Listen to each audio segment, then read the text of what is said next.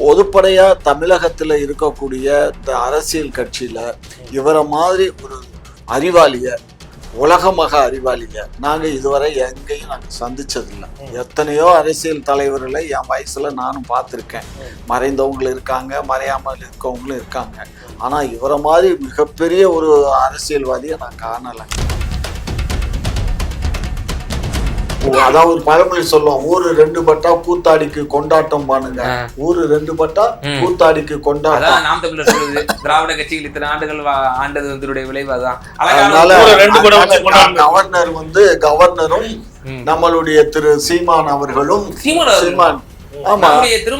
திருமா அவர்கள் குற்றச்சாட்டை அதாவது எங்க கூட்டணியில எங்க விரிசல் வந்துருமோ நம்ம குளிர் காயலாம்னு காத்துக்கிட்டு இருக்காங்க. மக்கள் எங்கள் பக்கம், மக்களுக்காக நாங்கள், எங்களுக்காக மக்கள்.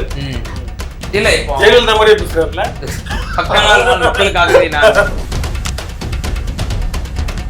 2 வருஷம் 3 மாசம் ஆகி போச்சு, 2 மாசம் ஆகி போச்சு, 1 மாசம் ஆகி போச்சு. இன்னும் வேங்க வயலு வெட்டி வச்சு பேசுறேன்.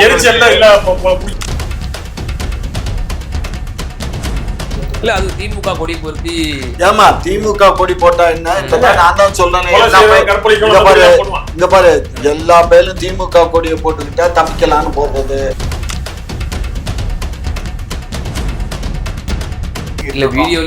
அது வீடியோலயே எல்லாம் கழட்டிடுச்சு உனக்கு. அது போலீஸ் விசாரணை தீவிரமா விசாரணை பண்ணாதான் தெரியும். பாரதிய ஜனதாவுக்கும் உங்களுக்கும் சொம்படிக்கிறாரு சீமானு. வாங்கின காசுக்கு கரெக்டா வேலையை பாக்குறாரு.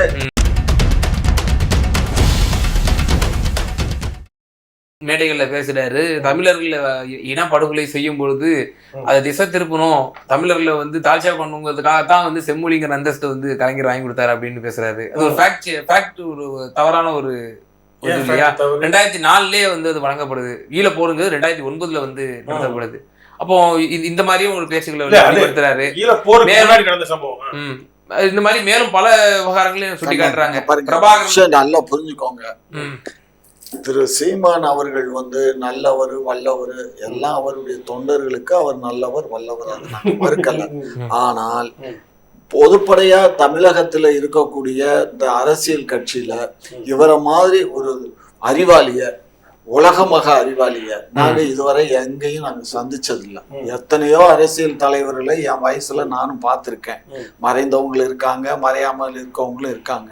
ஆனா இவரை மாதிரி மிகப்பெரிய ஒரு அரசியல்வாதியை நான் காணலைங்க.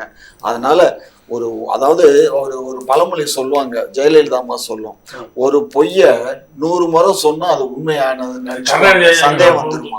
அது மாதிரி இவர் சொன்ன சொற்கள் எல்லாமே பொய் உரைத்தது தானே தவிர எதிரையுமே உண்மை மேற்கோள் காட்டி சரி பெரியார் படிக்க வச்சாருன்றாங்களே.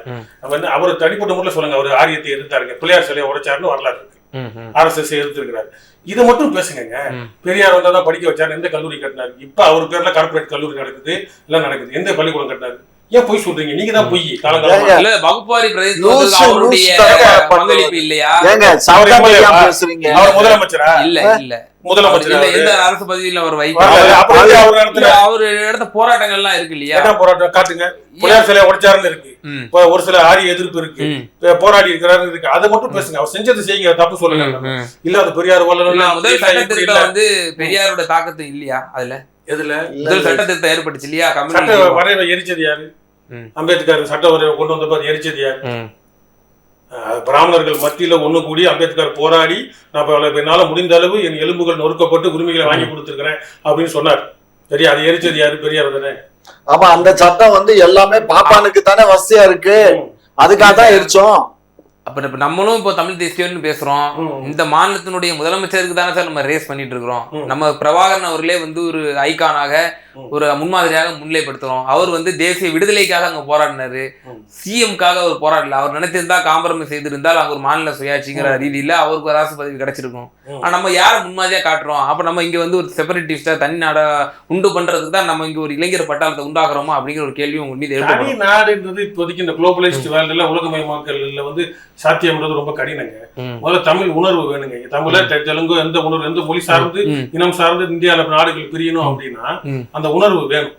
சரியா? இந்த திராவிடம், சோகாத திராவிடமே இந்தியா, பாரத மாதா, RSS-ஓட கை கொழுது எல்லாம் முடிஞ்ச பிறகு இன்னைக்கு இருக்க அடுத்த தலைமுறை எப்படி வருதோ உரிமைகளை முதல்ல கேட்டு பெற்றெடுத்து அதுக்கப்புறம் தான் நாடோ அது மாநிலமோ முடிவெடுக்கணும். அதனால அதெல்லாம் உடனே சாத்தியம் இல்லை. இது போன்ற ஆட்கள்லாம் இப்ப என்ன தெரியுமா பேசுறாங்க, திராவிட ஆட்கள் எல்லாம் கைக்கூலிகள்லாம் என்ன பண்றாங்கன்னா ஒரே நாகரிகமா பேசுங்க. என்ன பண்றாங்கன்னா ஒரே வார்த்தை சீமான் கிட்ட டிவில பேட்டி கொடுக்குற எல்லா திராவிட அடிமைகள் என்ன சொல்றாங்கன்னா, பெரியார் வந்து தனி தமிழ்நாடு கேட்டாரு, நீங்க கேட்பீங்களா? பெரியார் என்னென்னமோ கேட்டாரால நீங்க இப்ப எதுக்குன்னா கோர்த்து விடுறாங்களா தேர்தல் ஆணையத்துக்கிட்ட, அங்கீகரிக்கப்பட்ட கட்சியா மாறிடுச்சுல, கோர்த்து விட்டு இவங்களை பிரிச்சு விடுவோம், இவங்களுக்கு அங்கீகாரம் ரத்து பண்ணுவோம், புடிச்சு உள்ள போடுவோம். என்ன ராஜதந்திரம். அவங்க வந்துட்டாங்க இல்லையா, மாநில சுயாட்சிக்கு வந்துட்டாங்க. பெரியார் கேட்ட தனி தமிழ்நாடு ஸ்டாலின் கேது அந்நியப்பட்டு திராவிட முன்னேற்ற கழகம் ஆரம்பிச்சு மாநில சுயாட்சி மத்தியில கூட்டாட்சிங்கிற மாநில சுயாட்சியில இந்த கல்வியை வந்து நீங்க மீட்டு எடுப்போன்றாரு ஸ்டாலின். முந்தானது 2 நாள் முன்னாடி சொல்றாரு கல்வியை வந்து கொடுத்தது யாரு? இந்திரா காந்தி ஆட்சியில் நம்மளுடைய கலைஞர் உங்க அப்பன் கொடுப்பாரு, இவர் வந்து மீட்டு எடுப்பாருன்னு போராடுவாராம். எப்ப போராடுறது? எத்தனை அரை நூற்றாண்டு தாண்டி போச்சு. அன்னைக்கு அந்த அரசு வந்து இந்த மாதிரி ஒரு கெடுபிடி இன்னைக்கு வந்து UGC-ல வந்து இன்னைக்கு கவர்னரை வந்து ஒரு MP இப்ப நம்ம வைஸ் சான்சலர் தேர்தல் குழுல அந்த ஆள் இருக்கணும்னு சொல்ற அளவுக்கு இன்னைக்கு கைடுகிட்டு போயிருக்கு UGC. அப்ப உயர்கல்வித்துறை வந்து ரொம்ப பேசுற பிராமண பார்ப்பனும் ஆரியம் இந்தியம் இதெல்லாம் வந்து நம்மளுக்கு எக்காலத்திலும் துரோகம் செய்யாதுன்னு உங்களுக்கு தெரியாதா? நாங்க தெரியாம கழுத்திக்கு அடிப்பீங்க, இந்திரா காந்தியை கழுத்திக்கு அடிப்பீங்க, மாதவிடாய்னு சொல்லுவீங்க, ரத்தம் வந்தா அந்த இந்திரா காந்தியோட கூட்ட வச்சு கட்சித்தீவை குடுப்பீங்க, எல்லாம் குடுப்பீங்க, மண்டையில மிளகா இருப்பீங்க. இங்க நாம இப்ப நம்மளும் சொல்றோம் ஆரிய எதிர்ப்புல நாம் தமிழர் உறுதியா இருக்கு இல்லையா? அப்போ எது ஃபர்ஸ்ட் பிரையாரிட்டி? நம்ம பார்ப்பனர் இல்லாத அரசு ஆரிய எதிர்ப்பு நம்ம சொல்லி முடிச்சிடறேன். இப்ப வந்து கார்ல் மார்க்ஸ் என்ன சொன்னார் அப்படின்னா, த்ரூ பிளடி ரெவல்யூஷன் தான் ஒரு முடிவு கிடைக்கிறார். பிளடினா ரத்தம், ரத்தம் சிந்தினாதான் புரட்சி வெடிக்கும்ன்றத சொன்னார். முதலாளி தொழிலாளி கழகம் பிறந்ததான் வழி பிறக்கும். இந்தியால சாபக்கேடு என்ன அப்படின்னா, மேல ஒண்ணு கீழே ஒண்ணு நடுவில் மிடில் கிளாஸ். இது எக்கனாமிக்கலா பார்த்தோம்னா. பொலிட்டிக்கலா தமிழ்நாட்டில் அரசியல் ரீதியா பார்த்தோம்னா ஆரியம் தமிழன் இருக்க நடுவில் அந்த திராவிடமும் உள்ள பூந்து கேம் விளையாடுறாங்க. இந்த கேம்ல இந்த அரை நூற்றாண்டு வீணா போச்சு. இப்ப இவன் இங்க இருந்து மேல வந்தாலும் இவன் அடிச்சு கீழே தள்ளுவான், அவன் இங்க இருந்து கீழே வந்தாலும் அடிச்சு தருவான். குஷன் மாதிரி நடுவில் உள்ள பூந்து ஆட்டத்தை கெடுத்து விடுற வேலையை பாக்குறாங்க. அதனால ஆரியம் எதிரி பிரச்சனை இல்லை, உள்ள பூந்து கேம் விளையாடுற நடுவு துரோகி ஆட்டம் போற திராவிடனை கிரீம் லேயரை தள்ளி விட்டோம்னா ஸ்ட்ரைட்டா அடிச்சுக்கலாம். எப்படி சார் பிரச்சனை இல்லைன்னு நீங்க கிளியர் பண்ணாம நடுவுல இருக்க இந்த லேயரை கிளியர். இப்ப நீங்க இப்போ திராவிட முன்னேற்ற கழகம் ஆட்சியில இருந்திருக்கு, பல சமரசங்கள் செய்திருக்கலாம், வரலாற்று பிழைகள் செய்திருக்கலாம், ஒரு புறம் இருந்தாலும் நீங்கள் வைக்கக்கூடிய அந்த மாநில சுயாட்சி, நீங்கள் வைக்கக்கூடிய அந்த தமிழ் உரிமைகள் எல்லாமே அதே தானே, சேம் ஆஸ் தானே. தொடர்ந்து 13 வருஷமா மன்மோகன் சிங் பிரைம் மினிஸ்டர் இருக்கிற அமைச்சர்கள் அப்ப கேட்காம என்ன இன்னுமா கேட்டுட்டு இருப்பீங்க? எப்ப கேட்டுட்டே இருப்பீங்க? தயநிதி மாறன் சொத்து ஏறும், ஆராசா ஊழல் பண்ணுவாரு, கனிமொழி ஜெயிலுக்கு போயிட்டு வரும், கொள்ளடிச்சு விட்டு இதெல்லாம் காலங்காலமா பண்ணி உங்க சொத்து உங்க உண்டியல நிரப்பிப்பீங்க. நிரப்பிக்கிட்டு நாங்க மாநில சுயாட்சி, நாங்க வந்து ஹிந்தி பேச மாட்டோம், ஹிந்தி போடான்னு சொல்லி எதுக்கு ஹிந்தியில போஸ்ட் அடிச்சீங்க? நீங்க ஹிந்தியை ஏத்துக்கங்க வேணான்னு சொல்ல. நான் ஹிந்தி தெரியாது போடான்னு டிஷர்ட் உதயநிதி எல்லாம் போட்டாரு, எல்லாம் பிரபலம் பண்ணீங்க. இப்ப ஈரோடு எதுக்கு ஹிந்தியில போஸ்ட்? ஈரோடு கிழக்கு ஹிந்தியில வந்து அந்த பக்கம் இருக்கக்கூடிய ராஜஸ்தான் நீங்க பேசுங்க, அப்போதைக்கு ஹிந்தி போடா. நீங்க ஹிந்தி சார், அங்க இருக்கக்கூடிய பெருவாரியான மக்கள் வந்து ஒரு பகுதியில வாழ்றாங்க. அந்த மக்களுக்கு வந்து ஹிந்தி தான் தெரியும், புரியுதா? ஹிந்தி தெரியுற மக்களுக்காக ஹிந்தியில போஸ்டர் அடிச்சிருக்கோம், அவ்வளவுதான். அது ஹிந்தி தெரியாத தமிழ் தெரியாத ஒருத்தங்கிட்ட போய் தமிழ்ல எப்படி பேச முடியும்? அதனால ஹிந்தியில பாருங்க. அட எங்க வாழ்ந்தாலும் தெரியணும்ல, தெரியாது போறாங்க அந்த மொழி. இங்க பாருங்க, நீங்க டி-ஷர்ட் எப்படி போட்டுறணும் அப்படின்னா, ஹிந்தி தெரியாது போடான்னு சொல்லி கூடாது, ஹிந்தி திணிக்காத போடான்னு தான் தெளிவான சொல்லி. தெரியாது உங்களுக்கு என்ன தோணுதோ அது நீங்க பேசுங்க, எங்களுக்கு எது தோணுதோ நாங்க அதை செய்யறோம். பேசுவீங்க, நாங்க என்ன பண்ணணும் எங்களுக்கு புடுங்கல் எல்லாம் எங்களுக்கு. காமராஜ் ஐயா, விசிகாவுடைய தலைவர் திருமாவளவன் அவர்கள் ஒரு பொது மேடையிலே கடுமையான அதிருப்தியை வெளிப்படுத்துறதை நம்ம பார்க்குறோம். ரொம்ப மனவேதனையோட ஒரு இந்த கூட்டணியில் இருக்கிறோம் அப்படின்ற ஒரு விஷயத்தை வெளிப்படுத்தியிருக்கிறாரு. 4 எம்எல்ஏக்களை 8 எம்எல்ஏ ஆக்குறது எங்களுடைய குறிக்கோள் அல்ல, 2 எம்பியை 4 எம்பி ஆக்குறது எங்களுடைய குறிக்கோள் அல்ல, சனாதனத்தை ஒழிப்பது. திமுக வாயெடுத்தாலும் வாயெடுத்து கிடைக்கலாம், தீகாவும் வாயெடுத்து கிடைக்கலாம், ஆனால் விசிகா ஒருபோதும் வாயெடுத்து கிடைக்காது அப்படின்ற ஒரு விஷயத்த சொல்லியிருக்காரு. கடுமையான ஒரு விமர்சனத்தை, தங்களோட அதிருப்தியை வந்து வெளிப்படுத்தியிருக்காரு திருமாவளவன் அவர்கள். இந்த வேங்கை விஷயம் சார்ந்து சில விஷயங்கள் சொல்லியிருக்காரு. அதாவது வேங்க வயல் வந்து நீதிமன்றமே இன்றைக்கு நீதியரசர் மதுரை நீதிமரசர் வந்து என்ன சொல்லியிருக்காரு நேற்றுக்கு, அரசியல் மேடா ஆக்காதீங்க, அரசியல் ஆக்காதீங்க, இது விஞ்ஞான பூர்வமா அதை கண்டுபிடிச்சுதான் கொடுத்துருக்காங்க, ஆகையினால நீங்க அரசியல் ஆக்காதீங்கன்னு ஒரு நீதியரசர் சொல்லியிருக்காரு. அதே மீறி இங்க வந்து அரசியல் பண்றதுக்காக சில அரசியல் கட்சிகள் அவங்க சித்து விளையாட்ட ஆரம்பிக்கிறாங்க. அதை பத்தி எங்களுக்கு கவலை இல்லை. நான் என்ன சொல்றேன், எது எது எது நடக்குமோ அது நடக்கும், சரியா? அதனால அவரு தொல் திருமாவளவன் அவர்களுக்கு வந்து எல்லாமே உண்மையெல்லாம் தெரியும். கவர்னர் செயல்படுறாரோ ஏன்னா அவரும் சொல்றாரு இங்க பட்டியல் அப்படி எல்லாம் இல்ல. அவன் உள்ள அதாவது ஒரு பழமொழி சொல்லுவோம், ஊரு 2 பட்டா கூத்தாடிக்கு கொண்டாட்டம் பானுங்க. ஊரு 2 பட்டா கூத்தாடிக்கு கொண்டாட்டம். நாம் தமிழர் சொல்லுது திராவிட கட்சிகள் இத்தனை ஆண்டுகள் ஆண்டது வந்து விளைவாதான். கவர்னர் வந்து கவர்னரும் நம்மளுடைய திரு சீமான் அவர்களும் அவர்கள் குற்றச்சாட்டை அதாவது எங்க கூட்டணியில எங்க விரிசல் வந்துருமோ நம்ம குளிர் காயலாம்னு காத்துக்கிட்டு இருக்காங்க. அது யாரெல்லாம் காத்துக்கிட்டு இருக்கா? நாம் தமிழர் காத்துக்கிட்டு இருக்கு. தனிச்சு அட போயாது வேற. எதுக்கு கூட்டணிக்கு வர்றாங்க? நான் சொன்னேன், எங்கள் மேல குற்றச்சாட்டுகளை சுமத்துவதற்கு எங்களை விட்டு அவர்கள் எல்லாம் எங்களை கட்டு பிரிஞ்சு போவாங்க, ஓட்டு பிரிஞ்சிரும், நம்ம குளிர் காயலாம்னு நினைக்கிறாங்க. அது ஒரு காலம் நடக்காது. அவங்க போனாலும் நாங்க திரும்ப 2026 யார் வந்தாலும் யார் போனாலும் எங்களுக்கு அதை பற்றி எந்த விதமான கவலை இல்லை. கண்டிப்பாக 2026 மீண்டும் ஆட்சி அமைக்க போறது திராவிட முன்னேற்ற கழகம். மக்கள் எங்கள் பக்கம், மக்களுக்காக நாங்கள், எங்களுக்காக மக்கள். இல்ல இப்போ ஜெயலலிதா மாதிரியே பேசுறாருல, மக்களுக்காகவே அந்த கழகத்துல இருந்து வந்து ஐயா இப்போ அண்ணன் திருமாவளவன் கடுமையான ஒரு தன்னுடைய அதிருப்தியை வந்து வெளிப்படுத்துறாரு. அப்பட்டமா தலித் விரோத செயல் தான் செயல்படுறாங்க. அதே போல சிபிஎம்னுடைய மாநில செயலாளர் மரியாதைக்குரிய தோழர் பே சண்முகமும் இதே தான் சொல்றாரு. இவங்க வந்து ஆதிக்க சக்திகளோட தான் வந்து இருக்காங்க, பாதிக்கப்பட்ட மக்களோட இல்ல, அவங்க தலித் மக்களோட இல்ல அப்படின்னு சொல்லி உங்க மேல திராவிட ஒரு விஷயம் புரிஞ்சுக்கோ. இப்ப இது வந்து விஞ்ஞான பூர்வமா கண்டுபிடிச்சிருக்கோம். காவல்துறை நீதிமன்றத்துல வழக்கு இருக்கு, அது நீதிமன்றத்துல தெரியும், சரியா? இப்போ இதே வந்து ஒரு உள்டாவத்தை ஒரு பேச்சுக்கு சொல்றேன் நான். இதே இது வந்து அங்க இருக்கக்கூடிய 2 ஜாதி தான். ஒண்ணு இந்த பட்டியலின மக்கள், இன்னொன்னு வந்து பாட்டாளி மக்கள், அந்த வன்னியர் இன மக்கள். இப்ப அந்த வன்னிய இன மக்களை வந்து நம்ம சொல்லியிருந்தோம்னு வச்சுக்கோங்க. அப்ப வன்னிய இன மக்கள்ல அத்தனை பேரும் இன்னைக்கு கூப்பாடு போட்டிருப்பாங்களா? சொல்லுங்க. இப்ப அதத்தானே நாங்க பிடிச்சிருக்கோம். நாங்க அந்த சமூக விரோதியம் தான் பிடிச்சிருக்கோம். அப்ப நான் என்ன சொல்றேன், கொஸ்டின் உங்களுக்கு இப்ப 2 வருஷம் 3 மாசம் ஆகி போச்சு, 2 மாசம் ஆகி போச்சு, 1 மாசம் ஆகி போச்சு. இன்னும் வேங்க வயலு வெற்றி பேச்சு அதெல்லாம் ஒரு எரிச்சலும் கிடையாது. விஞ்ஞான நடைமுறைக்கு வரதுக்கு 2 வருஷம் சார். ஒரு வழக்கம் நீதி அரசர் வந்து ஒரு வழக்கை எடுத்து அதை பத்தி ஸ்டடி பண்ணாம இந்த வார்த்தையை சொல்ல இயலாது. நீதி அரசர் 2-3 பேர் உங்க கூலியா கூட இருக்கு. இந்த பாருங்க, இந்த வார்த்தை பெருவார்த்தை வாபஸ் வாங்கியிருக்கு, அதெல்லாம் கட் பண்ணணும். சோ அதனால நீதி அரசர் வந்து தெரியாம சொல்ல இயலாது. எல்லாம் அவர் படிச்சு எல்லாம் தெரிஞ்சுக்கிட்டு தான் அவர் சொல்லியிருக்காரு. ஆகவே நீதிமன்றத்துல வழக்கு இருக்கு. இத பண்ணி நீங்க நீதிமன்றத்துல போய் உங்க வழக்கறிஞரை வைங்க, நீங்க நீதிமன்றத்துல வழக்காடுங்க. அது இந்த குற்றச்சாட்டு தப்புன்னு சொல்லுங்க, அது நாங்க உண்மைங்கிறத நிரூபிக்கிறோம். அப்படி பாருங்க. அதை விட்டுட்டு எதுவுமே வந்து தெரியாம அவர் அந்த இனத்தை சார்ந்தவர், அந்த மக்களுக்காக அவர் பாடுபடுறாரு. அந்த மக்களுக்காக இது கூட பேசலைன்னா அவர் எப்படி ஒரு கட்சி இப்ப அந்த லூசுத்தனமானதெல்லாம் இப்ப உத்தரவு போட்டான். ஹைகோர்ட்ல ஒரு நீதிபதி உத்தரவு போட்டாரு. 12ஆம் தேதி பிப்ரவரி 12ஆம் தேதிக்குள்ள எல்லா கொடிகளும் அரசு பரம்போக்குலயோ அரசு நிலங்கள்ல இருக்க கொடி பூரா அப்புறப்படுத்தணும்.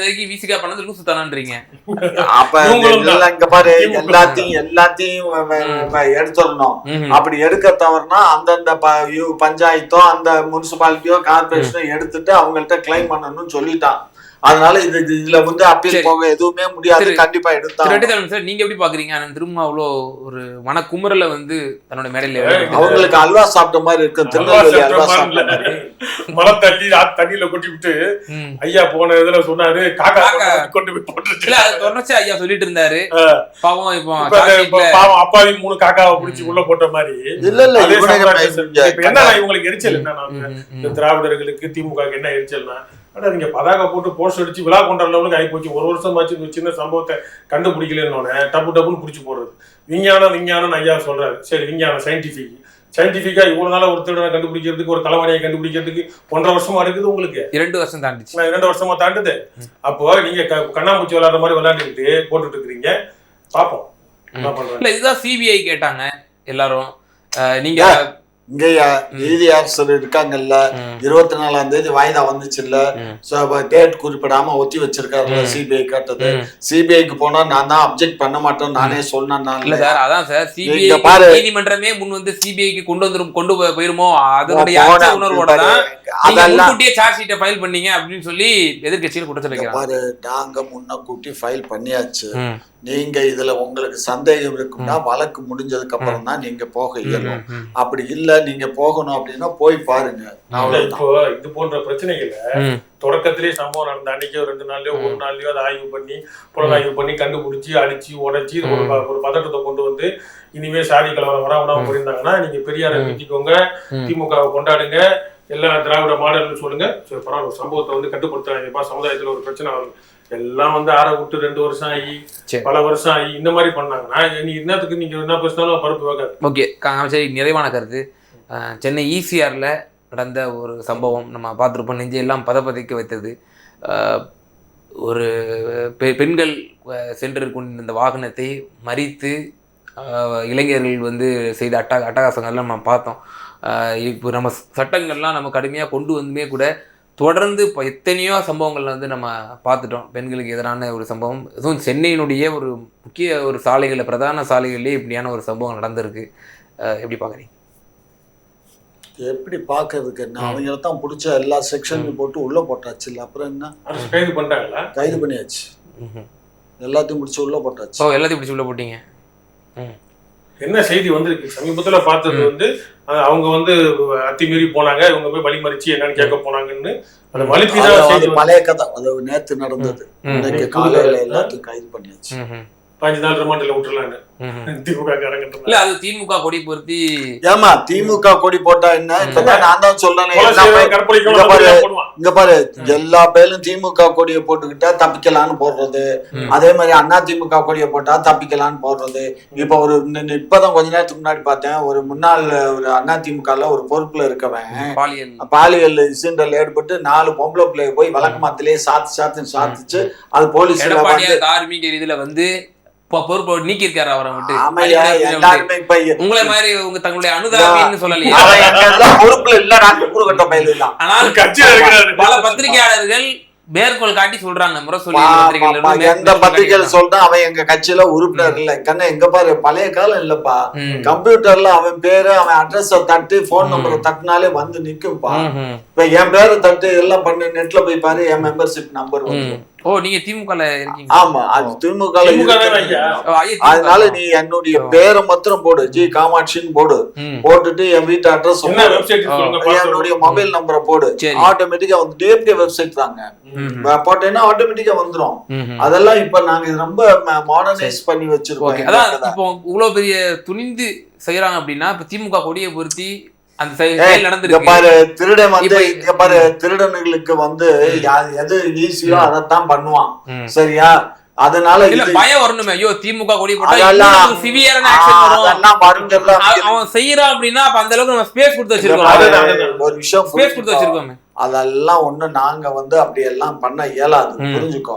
அது எங்க கட்சி எங்க ஆட்சியில் இல்லாத போதே ஒரு புரோட்டா கடையில எங்க கட்சிக்காரன் தாராள் பண்ணான்னு தெரிஞ்ச உடனே ஓஎம்ஆர்ல உடனே ஸ்பாட்டுக்கு போனாரு. எதிர்கட்சியா இருந்த போது அதான் ஸ்பாட் அப்படிதான் இப்ப அப்ப ஆளுங்கட்சியா வந்துட்டீங்க, எவ்வளவு இடங்கள் அட்ராசிட்டி இருக்குது. இப்ப காவல்துறை உடனே போய் போன் பண்ண உடனே நிமிஷத்துல காவல்துறை அங்க போய் நின்றுச்சு. அந்த பொண்ணு கூட சிசிடிவி அவங்க எல்லாத்தையும் ஆய்வு பண்ணுனாங்க. உடனே காவல்துறை ஆய்வு பண்ணுச்சு. எந்த இடத்துல இடிச்ச தகவல் வரல. உடனே கைது பண்ணி தூக்குட்டாங்க. இல்ல எல்லாம் தூக்குனீங்க. இப்ப அண்மை செய்தியா இன்னொரு செய்தி வந்திருக்கு. அந்த பாதிக்கப்பட்டவங்களுடைய பெண்களுடைய விவரங்கள்லாம் இப்ப கசிஞ்சிருக்கு மீடியாக்கள்ல. அது அது எப்படி சாத்தியம்? அதான் அண்ணா யூனிவர்சிட்டிலயும் டெக்னிக்கல் எரர் அததான் பேட்டி கொடுக்குதா, எல்லாத்துக்கும் சேனலுக்கு பேட்டி கொடுக்குத. அந்த பேட்டி கொடுக்கறது தான் வந்துட்டு இருக்கேன் எல்லா சேனல். இல்ல அவங்க போன்ல குடுக்குறாங்க சார். போன்ல குடுக்கறதா பத்தல.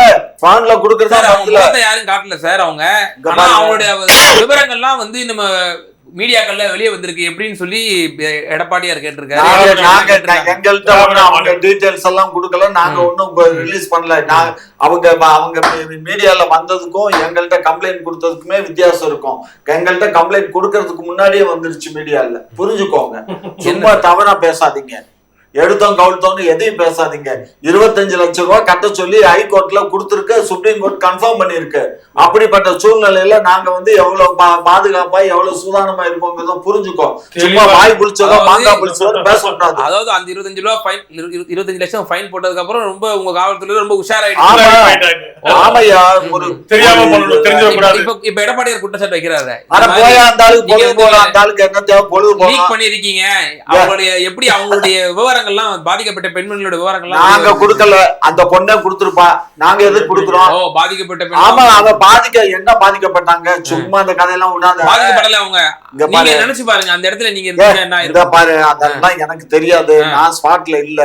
அந்த வீடியோ பாத்தீங்க? வீடியோ எல்லாம் பாக்குறேன். பதப்பதைக்கலையா உங்களுக்கு? பாரு, பதப்பதைக்குது. இந்த பயிலுக்கு போய் ஒன்னும் தவறா ஒன்னும் அங்க நடந்ததாக எனக்கு தெரியல. வீடியோல தெரியல. ஓடி வர்றாங்க, வந்து வண்டியை மறைக்கிறாங்க, இறங்கி ஓடி வர்றாங்க.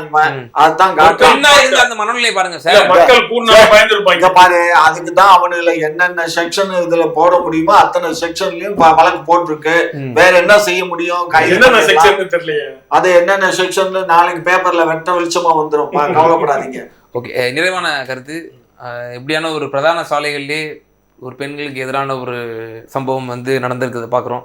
மேலும் எதிர்கட்சிகளாக இன்னொரு குற்றச்சாட்டு வைக்கிறாங்க. அது போல அந்த பெண்களுடைய விவரங்கள்லாம் வந்து வெளியே வந்திருக்குன்னு சொல்லி நிறைவான கருத்து. இல்லை, இப்போ நம்ம தமிழ்நாட்டில் வந்து உலகம் முழுக்க என்ன பார்த்தீங்கன்னா, ஒரு மனிதன் வந்து திருடுறான் இல்லை வந்து அடுத்தவன் பொருள் ஆர்டர் போடுறான்ற மாதிரி இப்போ பெண்கள் தன்னோட உடல் தேவைகளுக்காக ஏதாவது ஒன்று செய்யறான். எப்போ செய்வான் அப்படின்னா, அவன் வறுமையில இருந்தா, சோத்துக்கு வழி இல்லைன்னா சோறு திருட ஆரம்பிப்பான். ஏதாவது பொருள் திரும்ப ஆடம்பரம் தேவைதான் பண்ணுவான். அப்ப ஒரு குடும்பத்துல ஒரு பையன் புள்ள பிறந்துச்சு அப்படின்னா அப்பா அம்மா தான் வந்து பையனுக்கு சோறு, படிப்பு, கல்வி எல்லாம் கொடுக்கணும். அப்போ ஒரு அரசாங்கம்ன்றது ஒரு குடிமகனுக்கு எல்லாம் கொடுக்கணும். அவனுக்கு என்னென்ன தேவையோ, அவனுக்கு வேலை வாய்ப்புகள்லாம் நிறைஞ்சிருக்கு, அவனுக்கு வந்து உணவு தட்டுப்பாடுலாம் எதுவுமே இல்லைன்னா எந்த ஒரு மனிதனும் அவரை எளிதாக குற்றம் செய்ய மாட்டான். அதுக்கான எண்ணங்கள் வராது, நேரங்கள் கிடைக்காது. அப்ப இவ்வளவு குற்றச்சாட்டுகள், ஜாதிய கலவரங்கள், போதை, வெட்டு, குத்து, வெட்டி சூட்கேஸ்ல வைக்கிறது, ஒரு பொங்கலை வந்து ஒருத்தர் வெட்டி அவிச்சிருக்கான்.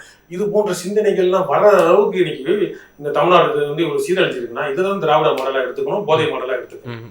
இதை வந்து என்ன பண்ணணும்னா ஒரு தகப்பன்ற முறையில இப்ப இவங்க தான் ஆள்றாங்க, பெருமை குத்திக்கிட்டு என்ன வேணா பண்ணட்டும், பெரியார பேசுங்க, யார வேணா பேசுங்க. அப்போ இன்னைக்கு இளைஞர்கள் எத்தனை பேரு இல்ல எந்த சாதி வாரி நீங்க தான் பெரியார் கொண்டு வரீங்க, அவங்க பெரியார் முன்படுத்தல சொல்லல, இதெல்லாம் செஞ்சுட்டு பண்ணுங்கன்றாங்க. அப்ப இங்க ஜாதி வாரி கணக்கெடுப்பு, அவனுக்கு இட ஒதுக்கீடு, எல்லாருக்கும் வேலை வாய்ப்பு போயிருச்சு, எவனுக்கு அந்த வறுமை போட்டு கீழே கம்மியா இருக்கிறான், இதுக்கெல்லாம் தானா குறையும். சரியா? இப்ப ஒருத்தர் கஞ்சா கடத்துறான், இந்த மெட்ட பூத்தி எல்லாம் கடத்துறான் அப்படின்னா அவன் சமுதாயத்துல அவனுக்கு அன்றாட வாழ்க்கைக்கு நம்மளுக்கு எத்தா இருக்கணும்டா, பையன் குஞ்சு மாதிரி திமுக காரியமா நம்மளும் செயின் போட்டு போனடா அப்படின்றப்ப என்ன பண்றான், அவன் வாங்குறது 5000 2000 சம்பளம் பத்தல அவனுக்கு, அப்ப திருட செய்யறான். அப்ப நீ வந்து காஸ்ட்லியான லைஃப கொண்டு வந்துடுற, சொத்து வரியா 16 மடங்கு ஏத்துற, அந்த வாடகை இவ்வளவு ஏத்துற, கரண்ட் பில்ல இப்படி ஏத்துற, அப்ப என்ன பண்ணுவான்? எல்லாருக்குமே வழி வகை இருக்கு. இதை யோசிங்க, யோசிச்சு செய்ய உங்களை நாங்க பாராட்டுறோம். அதான் மாசம் 1000 ரூபாய் கொடுக்குறாங்க இலவச பேருந்து. இந்த காமெடி எல்லாம் பண்ணக்கூடாது. இந்த 1000 ரூபாய் வச்சுட்டு ஒரு வயசானவங்க 80 வயசுக்கு மேல உள்ளவங்களுக்கு முதல்ல அந்த முதியோர் பென்ஷன் 1000 ரூபாய் 10 ஒரு வயசானவங்களுக்கு அவங்க ஒரு ஆட்டோல எடுத்து ஒரு மருத்துவமனைக்கு போனாலே போக வர 500-1000 ரூபாய் முடிஞ்சு போகும். 1000 ரூபாய் ஆந்திரால எவ்வளவு கொடுக்குறான்? 3000 ரூபாய் 4000 ரூபாய் கொடுக்குறான் முதியோர்களுக்கு. மாற்றுத்திறனாளிகள்லாம் இப்ப எங்களுக்கு 5000 ரூபாய் கொடுக்குறாங்க. நீ மக்களுக்கு கொடுக்கறதா பெண்களுக்கு கொடுக்குறேன்னு சொல்லிட்டு இந்த ஓட்டு வாங்குறதுக்காக கொடுக்கறத விட்டுட்டு மக்கள் பாதிக்கப்பட்ட மாற்றுத்திறனாளி முதியோர்களுக்கு 5000 10,000 ரூபாய் கொடுக்கும். தப்புல நல்ல பேர் வாங்கிக்கப்போ அது கூடுதலா இன்னொன்று கேள்வி. ஆனால் திரும்ப அந்த இஷ்யூல என்ன சொல்றாரு அப்படின்னா, அந்த கார்ல திமுக கொடி பொருத்தியதுனாலே அது திமுகவினர் தான் செய்தார்கள் அப்படின்ற ஒரு பொருள் வராது அப்படின்னு சொல்றாரு. அச்சம் கலர் என்ன சொல்ற, திமுக காரனே பண்ணாலும் தப்பு தான். அவனை நாங்க விட்டுருவோமா? திமுக காரனே பண்ணா தப்பு இல்லையா? அது அவனை நாங்க சும்மா விட மாட்டோம், பெண்ட் எடுத்துருவோம். அதான் ஒரு ஆளுங்கட்சிங்கிற ஒரு மமதை வந்துருதா? ஆளுங்கட்சிங்கிற மமதை இல்ல, அது என்ன அந்த ஸ்பாட்ல நடந்துச்சு ஏது நடந்துச்சுங்கிறது தெரியாமலே நம்ம பேசிக்கிட்டு வீடியோலயே எல்லாம் அது வீடியோலயே எல்லாம் கழட்டிடுச்சு உனக்கு. அது போலீஸ் விசாரணை தீவிரமா விசாரணை பண்ணாதான் தெரியும். அது இந்த பத்திரிகையாளர்கள் எல்லாம் சும்மா இருக்க மாட்டான், எப்பயுமே பொடி வச்சுதான் பேசுவானுங்க. ஊடகங்கள் வந்து 1-9 ஆக்கிடுவாங்க. ஊடகம் போல 1-9 ஆக்குவானுங்க. 9 பழமொழி சொல்லுவானுங்க. இல்ல பேனாக்கி பேனை பெருமாள் ஆக்குற கதை தான் இந்த பத்திரிகையாளர்கள். செய்தி பார்த்த முகநூல்ல 2-3 நாளைக்கு முன்னாடி ஆர்கே நகர் அந்த காவல் நிலையம் ராதாகிருஷ்ணன் காவல் நிலையத்துக்கு வெளியே ஒருத்தர் தீ குளிச்சார். எந்த ஒரு ஊடகத்திலும் அது பிரபலமா பேசல, என்ன பிரச்சனை அதை ஒரு பேசும் பொருளாக மாத்தல. எல்லாம் என்ன ஊடகம் உங்க கையில இருக்கு. ஒரு குடிமகன் வந்து ஏதோ பிரச்சனை சம்பந்தப்பட்ட குடும்பத்தார்கள் வந்து பிரஸ் மீட்லாம் வச்சாங்களே பெரிய அளவுல சொல்ல முடியும். பீச்சில் வந்து ஒரு மாற்றுத்திறனாளிகளுக்கு ஒரு பாதை ஏற்பாடு பண்ணி அது தொண்டர்கள் மூலமா தான் பண்ணது போல. அதுல இப்ப இந்த வெள்ளம் வந்தப்ப ஒண்ணுமே இல்லாம இதே எடப்பாடி சீஃப் மினிஸ்டர் தானே கிழிச்சிருப்பாங்க இந்த ஊடகம், அந்த திமுக ஆட்கள்லாம். எப்படி சீஃப் மினிஸ்டர் இப்படி பண்றாரு, இவங்க அதை அப்படியே முடிமாச்சாங்க. 2 ஆத்து பாலம் மாதிரி சிமெண்ட் பாலமே போச்சு இப்ப இந்த வெள்ளத்துல. அதனால ஊடகம்லாம் இவங்க கையில தான் இருக்கு. ஐயா தெரியாம பேசுறாரு, ஊடகம்லாம் இவங்க கையில தான் அப்படி இல்ல. ஐயா ஊடகங்கள்ல நீங்க உங்க கருத்து எப்படி பிஜேபி வந்து அவன் மேல இவங்க பிஜேபி ஒரு பாணியை நம்ம கடைபிடிக்கிறோமா நீங்க கேள்வி கேட்கிறேன். 2 ஊடகம் எங்கது, கலைஞர் டிவி, சன் டிவி, இது 2 தவிர எந்த டிவி எங்களுக்கு. மீதி இருக்கக்கூடிய சேனல் மறந்துட்டீங்க போல. எடுத்துறவா லிஸ்ட் கேக்குறாரு, அவர் கேக்குறாரு. அத அவர் கேட்பாரு. அவங்க எல்லாம் வந்து உங்க கூட்டணி கட்சி டிவி, உங்க டிவி தான் எல்லாமே. நேற்று தினம் தனியார் தொலைக்காட்சியில அண்ணன் சீமான் அவர்கள் பெரியாருக்கு எதிராக இப்படி பேசியிருக்காரு அப்படின்னு சொல்லி ஒரு ஒரு ஆய்வு ஒரு உரையாடலாக அந்த அமைஞ்சிச்சு. அதில் அப்பட்டமாக ஒரு தனியார் தொலைக்காட்சியினுடைய தலைமை ஆசிரியராக இருக்கக்கூடிய ஒரு பேர் நான் சொல்ல விரும்பல, அவங்க ஒரு உரையாடலாங்க அப்பட்டமாக சொல்றாரு இது வந்து ஒரு சாயம் பூசுறாரு, இது வந்து RSS-னுடைய ஒரு இதுவா இருக்கும், அஜெண்டாவா இருக்கும்னு சொல்லி. அது எப்படி ஒரு நடுநிலை ஒரு ஊடகமா இருக்கக்கூடியது ஊடகத்தை உடுப்பா. இப்ப திரு சீமான் அவர்கள் வந்து ஆரியத்துக்கு தானே இன்னைக்கு திமுக சொல்லலாம் சார், அது ஒரு தனியார் தொலைக்காட்சியினுடைய அவருக்கு தெரிஞ்சிருக்கு சொல்றாரு. நடுநிலை கேள்விக்குள்ளாகப்படுது இல்லையா? நடுநிலைன்னா அதுக்காக அவருக்கு உண்மையை சொல்றதுல என்ன தப்பு இருக்கு? அவர் உண்மை சொல்றாரு. பாரதிய ஜனதாவுக்கும் இவங்களுக்கும் சொம்படிக்கிறாரு சீமானு. வாங்கின காசுக்கு கரெக்டா வேலையை பாக்குறாரு. அதை எப்படி இல்லைன்னு சொல்ல முடியும்? ஐயா சொல்றாரு, சரி இப்ப தெரியுது. திமுக அமைச்சர்கள் போய் அப்பப்ப போய் பாக்குறது, மோடியை பாக்குறது, நிர்மலா சீதாராமனை பாக்குறது, எல்லா மாநிலத்துக்கும் ஸ்போர்ட்ஸுக்கு மோடியை கூப்பிட்டு திறக்க வச்சாங்க. இவங்கதான் போய் அப்பப்ப கூப்பிடுறது. எல்லா மாநிலமும் கெஜ்ரிவாலா இருக்கட்டும், மம்தா பானர்ஜி ஆகட்டும், எல்லாருக்கும் நெருக்கடி கொடுக்குற மோடி இங்க மட்டும் இந்த திராவிட மாடலுக்கு ஏன் நெருக்கடி கொடுக்கல? ஒரு பலி கடாங்க. அதுக்கப்புறம் இப்போ அமைச்சர் துரைமுருகன் வீட்டுல வந்து இடி ரைடு வந்துச்சு. தொடர்ச்சியா வந்து டெல்லியில போய் செட்டில் பண்றாங்க. எத்தனையோ அமைச்சர்கள் மீது, நம்ம பொன்முடி அவர்கள் மீது ரைடு வந்துச்சு. அதே போல அவர்கள் மீது ரைடு வந்துச்சு. எல்லாம் கட்டிங் கமிஷனோட முடிஞ்சு போச்சு. குடும்பத்தை கேட்பீங்களா? குடும்பம் சேஃபா இருக்கு. அதுக்கான டீலிங் கட்டிங் போகுது. RSS-ஓட நேரடி ஆளுங்க. அப்படி என்ன அவர்கள் மீது ஊழல் புகார்களோ என்ன குற்றச்சாட்டுகள் இருக்கு? திரு மு க ஸ்டாலின் அவர்கள் மீதா இருக்கட்டும், உதயநிதி அவர்கள் மீதா இருக்கட்டும், என்ன நாள் இவங்க இவர் மேயரா இருந்து, இவர் துணை மேயரா இருந்து, இவர் எதிர்கட்சி தலைவரா இருந்து, முதல் அப்பா காலத்துல இருந்து எடுத்தாலும் சரி ஊழலே நடக்கலையாங்க. எந்ததுக்கு ஆதாரம்? அம்மையார் ஜெயலலிதா அவர்கள் அரெஸ்ட் பண்ண விட்டாங்க இல்லையா? அதுல சார்ஜ் ஷீட் போட முடிஞ்சா? மேம்பாலம் போட்டதுக்கு தான் வந்து அரெஸ்ட் பண்ண வந்தோம் அப்படின்னு சொல்லி கலைஞர் அவர்களை அரெஸ்ட் பண்ண வந்தாங்க. அதுக்கு மேயரை போய் கேளுங்கயா அப்படின்னு சொன்னாங்க. அப்ப கூட கலைஞரை அரெஸ்ட் பண்ணி போனாங்க ஜெயலலிதா அவர்கள். சார்ஜ் ஷீட் கூட போட முடியல. ஊர் உலகம் அறிஞ்சது. ஐயா விஞ்ஞான ரீதியா சயின்டிபிக்கா அறிவியல் ரீதியா இருக்கிறதுல இந்த திமுக சர்க்காரியா கமிஷன் நம்பர் 1. அது எப்படி இவருக்கு வந்து சர்க்காரியா கமிஷன் அவன் என்ன குற்றவாளின்னு சொல்லியிருக்கானா? ஐயா குற்றவாளின்னு சொல்லியிருக்காங்க. விஞ்ஞானபூர்வமா கத்திரிக்காய் பூர்வம் ஊழல் அவன் வந்து எதை வேணாலும் யார் வேணாலும் கமெண்ட் அடிக்கலாம். சரிதான் சார், யாரும் கமெண்ட் அடிக்கலாம். இப்ப ஜெயின் கமிஷன்ல கூட சந்திராசாமியா இருக்கட்டும், இன்னும் சில சுப்பிரமணியன்லாம் அப்ப அதே கலைஞர் அவர்களையும் வந்து அக்யூஸா வந்து அந்த ஜெயின் கமிஷன் வந்து சொல்லுறது பாக்குறோம். அதனுடைய விளைவாக தான் வந்து இந்த குமார் குஜராலோட ஆட்சி வந்து கலந்தது. அப்போ வந்து நம்ம அதை சொல்லிடலாமா, ராஜினோட படுகொலையிலே கலைஞர் அவர்களுக்கு வந்து உடந்தைன்னு நம்ம சொல்ல முடியுமா? அந்த மாதிரி விசாரிக்கிட்டு கலைஞராக யாராவது விசாரிக்கிறேன் இல்ல, விசாரணை வந்துருச்சு, விசாரிச்சு கடைசியில ஒண்ணும் லேட் ஆயிடுச்சு. ஆனா எங்க அரசு டிஸ்மிஸ் ஆனது டிஸ்மிஸ் தானே. குடும்பத்துக்கு தாங்க நட்டம், தமிழ்நாடு நட்டம் மாதிரி பேசுறீங்க, கர்நாடக குடும்பத்துக்கு தானே நட்டம். யார் சொன்னா இந்த மாதிரி எல்லாம் அயோக்கியத்தனம் எல்லாம் பேசாதீங்க. குடும்பம் தானே முன்னேறுது, ஒண்ணும் இல்லைங்க. ஜெயலலிதாக்கு சீமா ஜெயலலிதாக்கு 64 ஜோடி செருப்புன்னு வீடியோல போட்டாங்களா சன் டிவில. ஜெயலலிதா அந்த கல்யாணம் பண்ணது, அந்த சுதாகரனுக்கு திவாகரனுக்குலாம், இவங்க தயநிதிமாறனுக்கு, இவங்க துரைமுருகனுக்கு, இவங்க ஸ்டாலினுக்கு எல்லாம் என்ன 5 ஜோடி செருப்பு, ஒண்ணு சோத்துக்கு வழி இல்லாம கஞ்சி குடிச்சிட்டு இருக்காங்களா? ஜெயலலிதாக்கு மட்டும் 64 ஜோடி செருப்பு. இப்ப கூட பாத்திருப்பீங்க, பெங்களூர் நீதிமன்றம் உத்தரவிட்டிருக்கு, அவர்களுக்கு பறிமுதல் செய்யப்பட்ட அந்த சொத்துக்கள் நகைகளை எல்லாம் வந்து தமிழக லஞ்ச ஒழிப்புத்துறையில வந்து சப்மிட் பண்ணுங்க அப்படின்னு சொல்லி கூட சொல்லியிருக்கிற செய்திகளா பாக்குறோம்.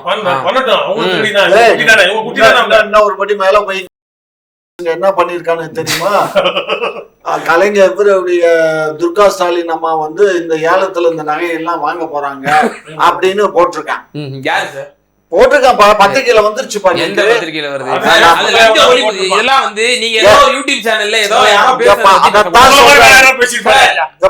நான் சொல்றது கேளு, அதிகாரப்பூர்வ பத்திரிகையில வந்திருக்கா பாரு. அதிகாரம் இந்த மாதிரிதான் கலப்புறாங்கிற நான் சொல்றது புரிஞ்சுக்கோ. ஜெயலலிதாவோட 64 ஜோடி செருப்புன்னு போட்டு அந்த ஒரு பொம்பளைய வந்து சமூக நீதி, சமூக பேதி என்னன்னா, ஒரு பொம்பளைய வந்து ஆரிய பொம்பளைய வந்து எப்படி காட்டுறது, வேற மாதிரி காட்டலாம், அவங்க செஞ்ச ஊழல காட்டலாம். 64 ஜோடி செருப்பு மக்கள் மனதில் ஊடுருவாங்களாமா. இந்த மாதிரி பண்ணி விஜயகாந்தி ஒழிச்சு கட்டினாங்க. விஜயகாந்தி இவங்க ஆளாளா இருந்தாலும் அவரையும் அப்படிதான் அவர் போறேன் அப்படி இப்படின்னு காட்டி ஒழிச்சு கட்டினாங்க. இவங்க குடும்பத்தை பாதுகாக்கிறாங்க, யாருக்கு லாபமோ. சரி, ஓகே, பல்வேறு லாபம் இல்லை. ஓகே, உங்களோட இருவரோட கருத்தை பந்தமைக்கு நன்றி.